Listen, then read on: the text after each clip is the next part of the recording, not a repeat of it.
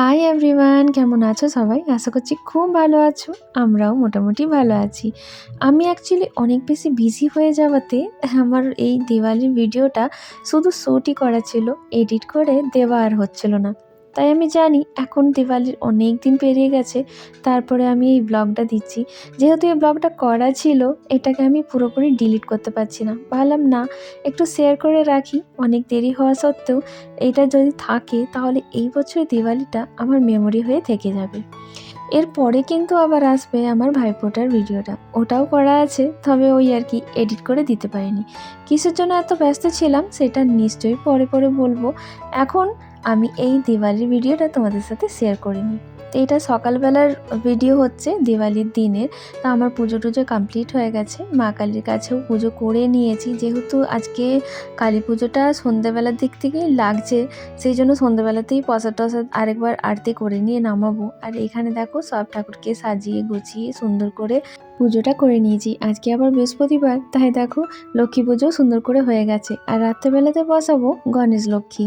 আর এখন দেখো আমার কাছে কত খাবার নিয়ে এসছে আমার এই ফ্রেন্ড। এ থাকে আমাদের জাস্ট উপরের ফ্লোরে। ওরা মারবাড়ি হচ্ছে। আর তোমরা নিশ্চয়ই জানো মারবাড়িদের এই দিওয়ালিতে খুব সুন্দর করে পুজো হয় আর অনেক রকমের রান্নাবান্না হয়। তো এই থালিটা আমার কাছে প্রতি বছর আসে। সবথেকে ভালো লাগে এই মুগ ডালের দই বড়াটা। তবে তার সাথে কিন্তু আরও অনেক রকমের রান্নাবান্না ছিল মুগ ডালের হালুয়া, লুচি, অনেক রকমের ভাজা, আর এক প্লেট এই নিমকি আর মিষ্টি, আর এখানে অনেক রকমের পাঁপড়। আর এখন কিন্তু লাঞ্চের টাইমও হয়ে গেছে, আর আমারও রান্না হয়ে গেছে, তাই এরপরে আমরা বসে আগে খাবারটা খেয়ে নিয়েছি। এই যে চুড়িদারটা সেলাই করতে দিয়েছিলাম আর একটা ব্লাউজ অল্টার করতে দিয়েছিলাম, তো এই দুটোই এসে গেছে। দেখি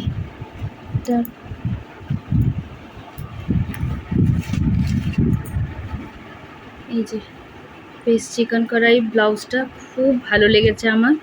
আর লাটকানগুলো দেখো কি সুন্দর, এই ব্লাউজটা খুব ভালো লেগেছে। তবে একটা প্রবলেম কি ছিল, এটা আমার এত পছন্দ হয়েছে আমি ফেরত দিতে চাইছিলাম না, তবে এটা লেন্থটা একটু কম লাগছিল।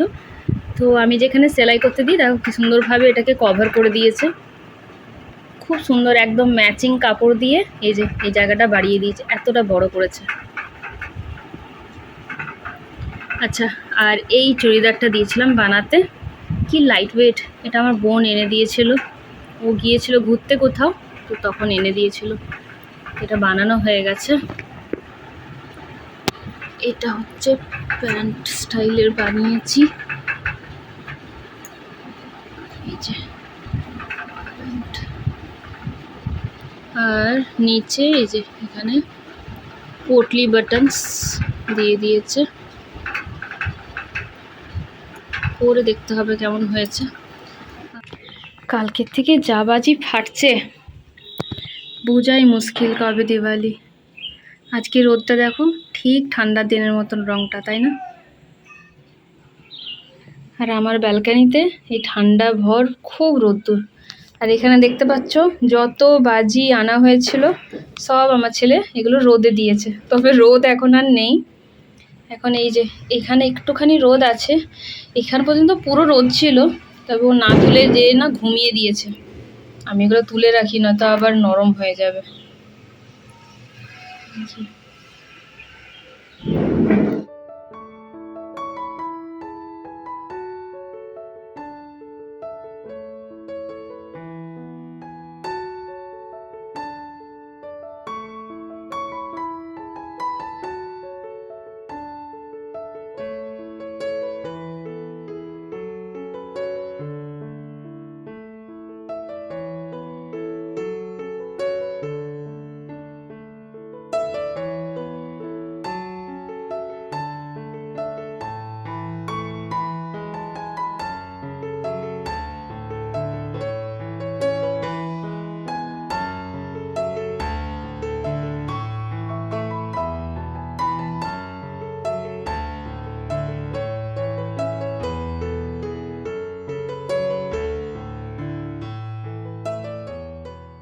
এত বাজির আওয়াজ, এই বেচারা পাখিটা আমার কি অস্থির যে হয়েছে না, এরকম সব পাখি হয়তো অস্থির হয়ে থাকে।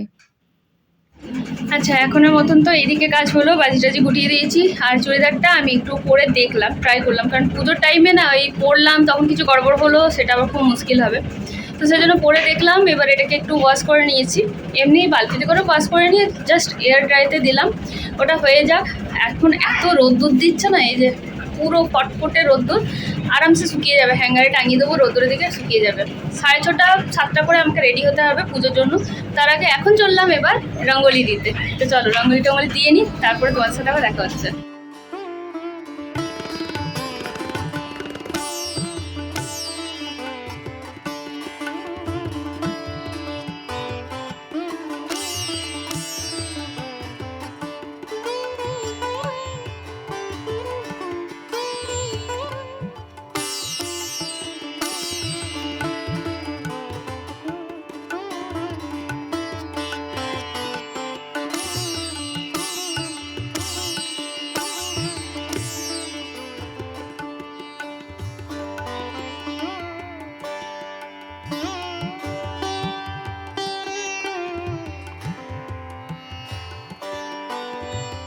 তো এখন এদিকে রঙ্গোলি দেওয়া, ক্যান্ডেল সাজানো, ফ্লাওয়ার দিয়ে সাজানো সব কিছু হয়ে গেছে। এবার পালা নিজে রেডি হওয়ার। তো দেখো আমার কিন্তু স্নান টান হয়ে গেছে, এবার আমিও রেডি হয়ে গেলাম। সেই চুড়িদারটাই পরলাম। বললাম না এত সুন্দর রোদ্দুর দিয়েছে, আমি মনে হয় 4:30 করে এটাকে কেচেছি, সুন্দর শুকিয়ে গেছে। এখন ওই 6:30 6:45 মতো বাজছে। তো আমি আগে রেডি হয়ে যাই, 7:30 থেকে পুজো শুরু করব, তার আগে সব কিছু তৈয়ারি করতে হবে। আর এই চুড়িদারটা কেমন লাগছে নিশ্চয়ই জানিও, আমার ভীষণ পছন্দ হয়েছে। আর এই পিসটা বোন এনেছিল, বিয়ের পর কোথাও ঘুরতে গেছিল সেখান থেকে। আর এটা কিন্তু সিল্কের চুড়িদারটা, ওড়নাটা অর্গেনজা আছে। আমি একদম রেডি হয়ে গেছি, বাইরে এত বাজের আওয়াজ, আমি নিজের কথা নিজেই বুঝতে পারছি না, আমার সুন্দরী ভীষণ ভয় পাচ্ছে। তো চলো এবার আমার ওইদিকে তো সবকিছু রেডি হয়েই গেছিল, মানে ওই রঙ্গোলি দেওয়া বা সবকিছু, এবার শুধু ক্যান্ডেলগুলো লাগাবো, প্রদীপগুলো লাগাবো আর পুজোর সব রেডি করবো। আমার ক্যামেরাম্যান এখন রেডি হয়নি, চলো জলদি করে রেডি হয়ে যাও, ঠিক আছে? অরিন্দমও ঢুকে গেছে চান করতে, এবার রেডি হয়ে যাবে। চলো ঠিক আছে। এই যে এখান থেকে মানে ফুলটা না একটু আমার কম পড়ে গেল, যাই হোক একটু একটু দিয়েছি, এবার ক্যান্ডেলগুলো দিয়ে দেবো, তো সুন্দর লাগবে। আর এই যে ঠাকুর পাটার এইরকমভাবেই বানিয়েছি, কারণ তখন আমি স্ট্যান্ড খুঁজে পাচ্ছিলাম না। আর এই ডেকোরেশনটা পুরোটা অরিন্দম করে দিয়েছে। আর যেমনটা বলেছিলাম মা কালীর প্রসাদ ওই যে নামাইনি, এখন আবার একটুখানি আরতি টারতি করবো, তারপর প্রসাদ নামাবো। তো ডেকোরেশনটা কেমন লাগছে নিশ্চয়ই করে বলবে। এখনও ঠাকুর বের করিনি, এবার এই যে এখানে ঠাকুর নামাবো। এই যে আমার আগের বছরের ঠাকুর, এই ঠাকুরগুলিকে নামিয়ে সিঁদুর টিন্দুর আরেকবার পরিয়ে তারপরে নতুন ঠাকুরকে বসানো হবে। তো এখানে আসন রেডি আছে, চলো ফটাফট এবার করি। পুজোর ওইদিকে খানিকটা রেডি করে নিয়ে আমি ভাবলাম আগে দরজাতে প্রদীপগুলো দিই, কারণ সন্ধে দিলাম তো, সন্ধে হয়ে গেছে। আর এইখানে দেখো এই যে রাঙ্গোলিগুলো করেছি, এগুলো কিন্তু আমি বেশ 2 বছর আগে মনে হয় এই ফ্রেমগুলো কিনেছিলাম। ওই যে রাঙ্গোলি দেওয়ার ফ্রেমগুলো যেগুলো হয়, জাস্ট রাঙ্গোলির কালারগুলোকে দিয়ে তার ফ্রেমের মধ্যে বসিয়ে দিয়ে দিলেই বেশ সুন্দর স্ট্রাকচারটা উঠে যায়। তবে এবারে খুব ভালো করে হয়নি। যাই হোক, এখানটা ওই যে দেখিয়েছিলাম একটা শর্ট ভিডিওতে যে অরিন্দমের কোম্পানি থেকে একটা এসেছিল বেশ সুন্দর ক্যান্ডেল সেট আর তোড়ান, তো এগুলো লাগিয়েছি। আমার তো বেশ ভালো লাগছে, তোমরা বলবে যে সাজানোটা কেমন হয়েছে। খুবই হালকার মধ্যে, ছিমছামের মধ্যেই সাজিয়েছি, খুব বেশি ডেকোরেশন তো করতে পারিনি। তো যাই হোক, চলো এবার পুজোটা করা যাক। আর এই হলো আমার নতুন গণেশ লক্ষ্মী, বসিয়ে নিয়েছি। একটু আগের বাড়ি থেকে সাইজটা বড় আছে, আর দেখতে ভীষণ সুন্দর। তোমরাও দেখবে, তারপরে বলবে আমাকে।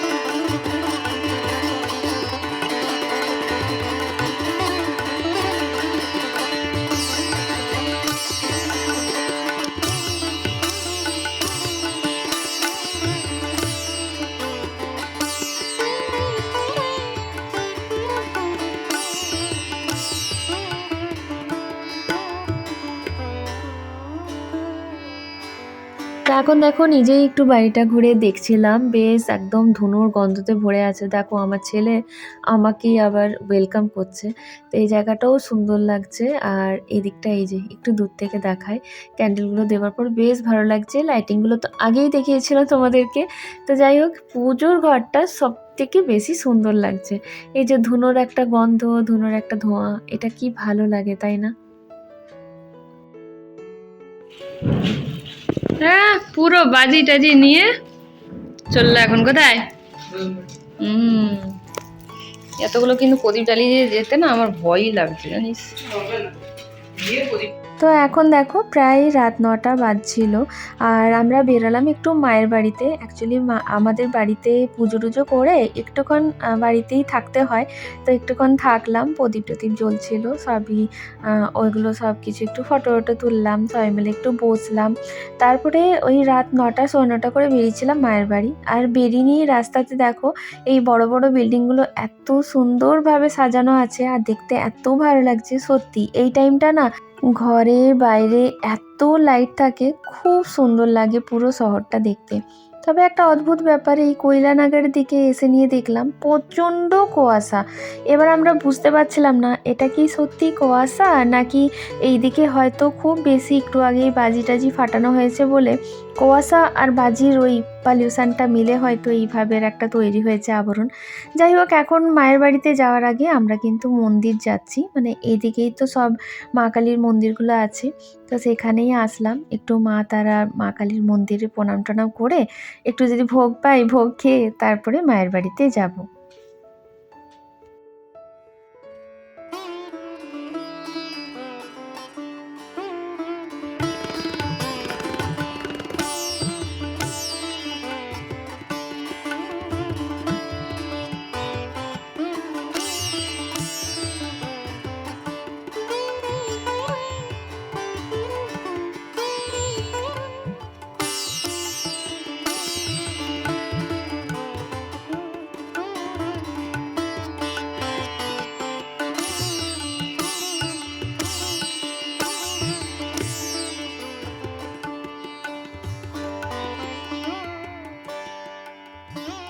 তো এখন মা তারা দর্শনও হয়ে গেছে, আর এখানে দেখো ভোগও পেয়ে গেছি। অনেকটা রাত হয়ে গেছে তো তাই খুব অল্পই পেয়েছি, তবে যাই হোক ভোগটা পেয়েছি ওটাই অনেক। এখন দেখো এসে গেছি বাপের বাড়িতে আমার। আর মাদের ফ্লোরটা এত সুন্দর লাগছিল, সবাই মিলে এত সুন্দরভাবে সাজিয়েছিল। অ্যাকচুয়ালি আমার ফ্লোরে না আমি শুধু সাজাই, বাকি আর কেউ তো সাজায় না। আর এখানে চারজনেই আছে, চারজনেই ফ্লোরটা এত ভালো সাজিয়েছিল, আমি তো একদম মুগ্ধ হয়ে গেছি। আমি তো বেশ কয়েকটা ফটো টটো তুলিয়ে নিয়েছিলাম এখানে। তো যাই হোক, চলো এখন মায়ের বাড়িতে যাই। আর এখানেই কিন্তু আজকে খাওয়া দাওয়ার পুরো প্রোগ্রাম। মা বললো এখানে আয়, বাজি টাজিও ফাটানো হবে সবাই মিলে। আর কি বলো তো, সবার সাথে একটু দেখাও হয়ে যাবে। আর বললো যে দুজন মিলে রান্না করে খেয়ে নেবো। তো চলো ঠিক আছে, এখানে এখন চলো তোমাদেরকে আগে নাড়ু গোপালদের দর্শন করিয়ে দিই, আমাদের গোপুসোনা আর মাধুসোনা। এইখানেও দেখো মা কি সুন্দর প্রদীপ দিয়েছে আর রঙ্গোলি করেছে, আর বাইরের স্বাস্তিকটা কিন্তু রঙ্গোলিটা দাদা করেছিল। তো চলো এখন এবার দেখে নিই আমাদের গোপুসোনা আর মধুসোনার সাজগোজ। কি সুন্দর হলুদ ড্রেস পরে বসে আছে, আর খুব ভালো লাগছে। এই মালাগুলো এই বছর না অনেক উঠেছে, আমি কিনবো কিনবো করেও আর কেনা হয়নি। যাই হোক, মায়ের ঠাকুর ঘরটা বেশ সুন্দর লাগছে। আর এই হলো ছোট্ট ছোট্ট লক্ষ্মী গণেশ, আমারগুলো তো দেখলেই। আর মায়েরটাও দেখো খুব সুন্দর লাগছে। আর এখানে দেখো সাথে কিন্তু কুবের দেবও বসে আছেন।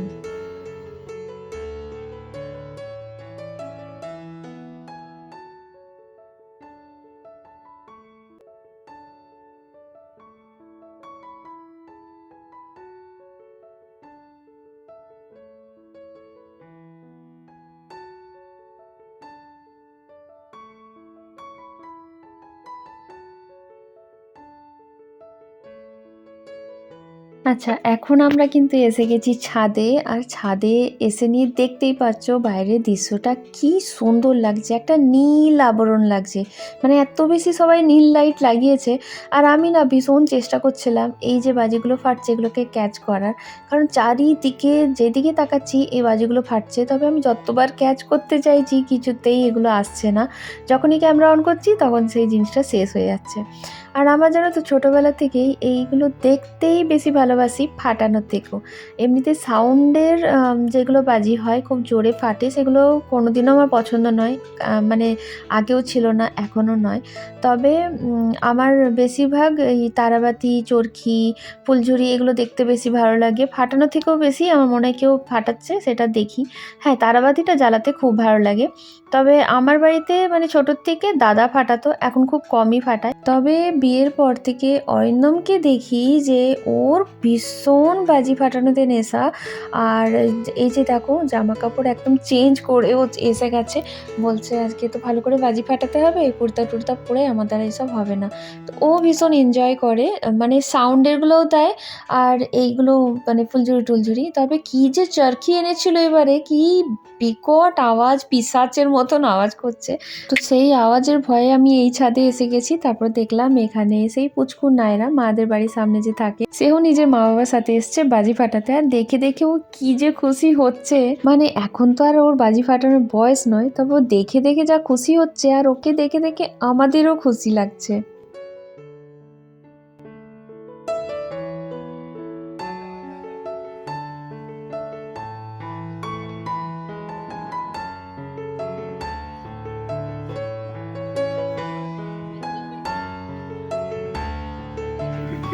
আচ্ছা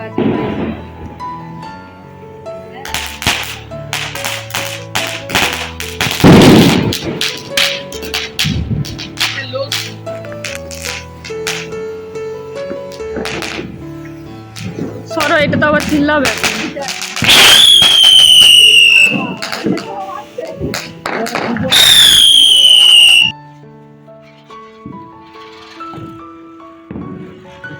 তো ছাদে গিয়ে ভীষণ বাজি টাজি ফাটানো হয়েছে। তারপরে নিচে বাড়িতে এসে আমি আর মা দুজনে রান্নাবান্না করে খাওয়া দাওয়া করে এই যে এখন বেরোলাম। এখন ঘড়িতে প্রায় মনে হয়, আমার ঠিক মনে পড়ছে না, তবে 11টা পার হয়ে গেছিলো। আর বাইরে বেরিয়ে দেখলাম ঠান্ডা অতটা ছিল না যতটা কুয়াশা দেখতে পাচ্ছিলাম। মানে সেই যাওয়ার সময় যেটা দেখিয়েছিলাম তার ডবল এখন কুয়াশার একটা আবরণ দেখছিলাম। কি ভয়ঙ্কর দেখতে লাগছে বাইরেটা, মনে হচ্ছে প্রচণ্ড শীতকালে আমরা বেরিয়েছি। যাই হোক, চলো এই ব্লগটা এখানেই শেষ করছি। আবার দেখা হবে ভাইফোঁটার ব্লগের সাথে। সবাই ভালো থেকো, সুস্থ থেকো। Good night, bye bye.